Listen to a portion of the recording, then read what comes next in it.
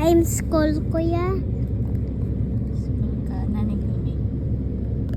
Mama, ako sa likod na Wala namin, iyabag ba?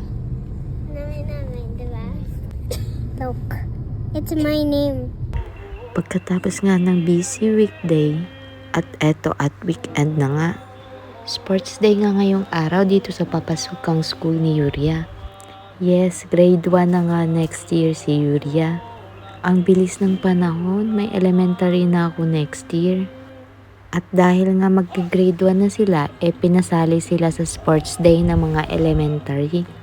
At para nga din, ma-prepare sila pagpasok ng grade 1. At andun nga sila sa gilid nakikisali sa sayaw ng mga elementary. Ang overwhelmed ko nga dito kasi habang lumalaki si Yuria, nawawala yung pagkamahiyain niya. Yung tugtog na nga to, halos lahat ng mga taga rito, alam yung sayaw na to. Exclusive lang kasi to dito sa lugar namin. At eto nga, nakahanda na sila kasi sila na yung susunod na isasalang. 会場の皆さん、拍手でお答えください。 Tatakbo lang naman sila dito papunta ng finish line. At syempre, para ganahan sila, may makukuha silang snacks bago mag-finish line. Siyam nga lang sila sa kanilang class. Dahil nga countryside kami, konti lang yung mga bata dito. Meron nga mag-classmates dito na 2 lang sila sa kanilang class. Sa tagal ko nga dito bilang may anak na nag-aaral simula 2 years old, ibang-iba talaga ang pagdidisiplina dito sa Japan kesa sa Pinas.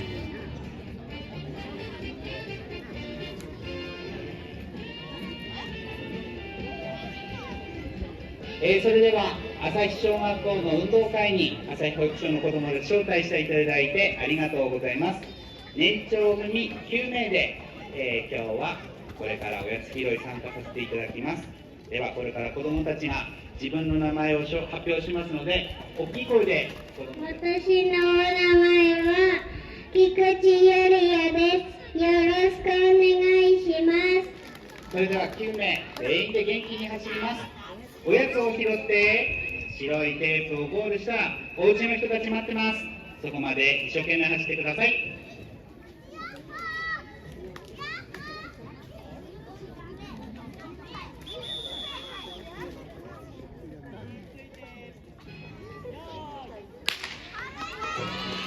走り出しました。頑張ってください。おやつを拾います。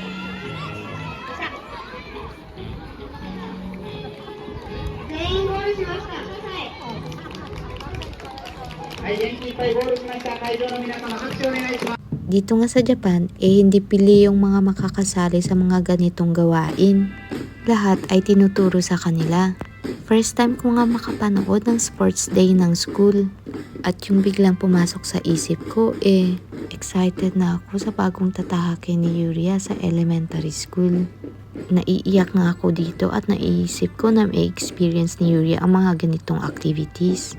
Sa na-experience ko kasi sa Pinas, hindi lahat makakasali sa mga ganitong activities. Kapag wala kang pera, hindi ka makakasali sa mga ganitong musical parade. Swerte na nga rin din ako na nakasali ako sa isang banda noon. Nakasali ako sa majorette noon sa school namin. Kahit nga naghihikaos kami, pinush talaga ni mama na makasali ako kahit sobrang mahal ng damit. Dito naman sa Japan, lahat pinapasali sa mga ganitong instrumental parade. Lahat ng mga instrumento na nakita nyo, lahat ituturo sa kanila. Nakabase din yon sa kung anong baitang na sila. Halos lahat din ng mga bata dito sumasali sa mga sports.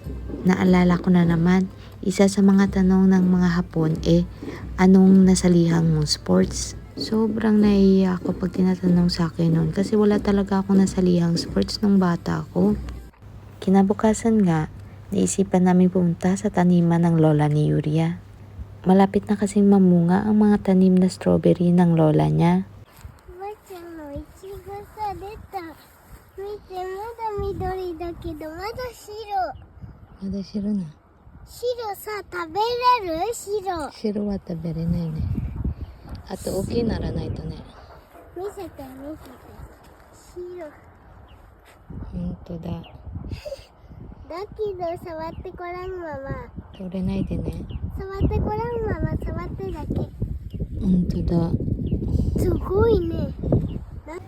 Katapos nga namin mag-check ng strawberry, naghulog muna kami ng sulat malapit dito sa amin. Routine na nga din namin to kaya si Yuria parang sanay na din sa paghulog ng sulat. Pag uwi nga namin, napansin namin ang ganda ng tubig ng fish pond 見え ngayon. るね。 Sobrang clear nga at makikita mo ang mga koi fish sa ilalim. Ang lalaki nga ng mga koi fish namin, siguro mga kalahati na din ni Yuria. Naalala ko noon, maliit pa lang siya kasama na namin siya sa panghuhuli ng mga isda. At halos kasing laki niya nga lang noon ang mga nahuhuli naming mga koi fish. May mga makikita nga kayong maliliit na isda. Yun nga yung mga gustong hulihin ni Yuria pero hindi niya naman mahuli. Yung mga isda na nga yan hindi talaga galing sa fish pond.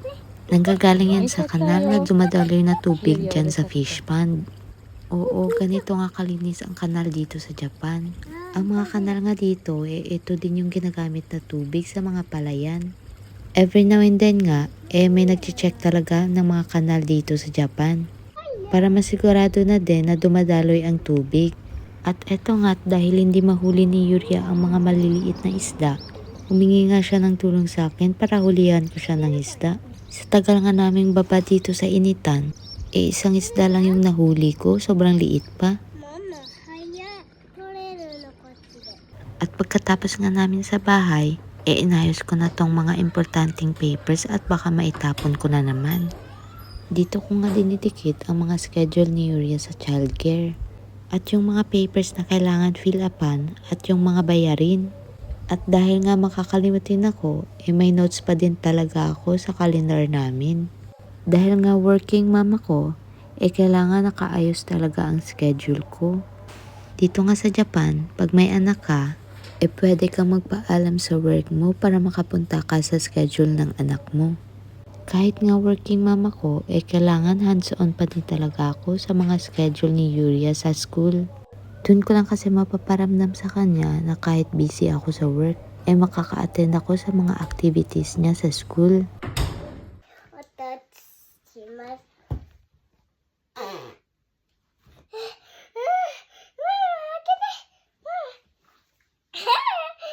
At pagkatapos ko nga mag-ayos, isinumahan ko muna si Yuria dito sa playroom niya. At dahil nga utot is continuous sa batang to, ito nga't binubuli niya ako sa utot niya.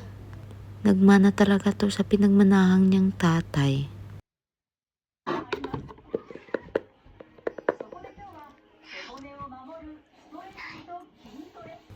At kinagabihan nga, normal na lang kay Yuria maglagay ng aloe vera gel sa mukha. At ito nga't nag-ASMR pa. ママもやる？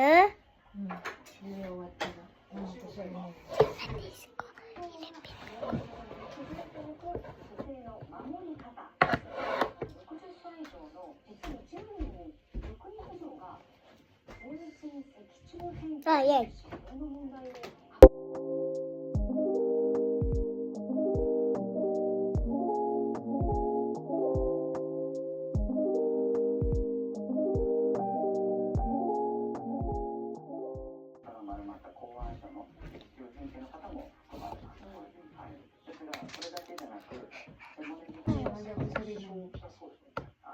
ママ